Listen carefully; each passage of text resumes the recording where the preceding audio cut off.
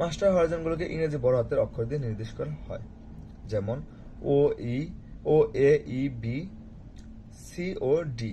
আবার হরাইজন নির্দেশকারী ইংরেজি বড় হাতের অক্ষরগুলো ডান পাশের নিচে সংখ্যাবাচক শব্দ যোগ করে উপমাস্টার হরাইজন নির্দেশ করা হয়, যেমন ও I, O E, A1, A2, A3 ইত্যাদি।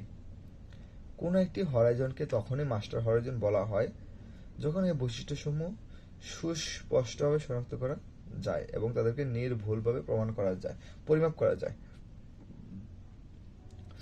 এই বৈশিষ্ট্যগুলো হলো হরাইজনের সংখ্যা ও পুরুত্ব, বুনট সংযুতি, কিউটান, দৃঢ়তা, অর্বুদের প্রকৃতি, ছিটে দাগ, পিএইচ মান, জৈব পদার্থের পরিমাণ, পুষ্টি উপাদানের পরিমাণ ইত্যাদি। সুতরাং যে হরাইজনে উপরের এ বৈশিষ্ট্যগুলো থাকে, এই বৈশিষ্ট্যগুলোকে মাঠে সুস্পষ্টরূপে চিহ্নিত করা যায় এবং মাঠে ও গবেষণাগারে নির্ভুলভাবে পরিমাপ করা যায়, তাদেরকেই মাস্টার হরাইজন বলা হয়।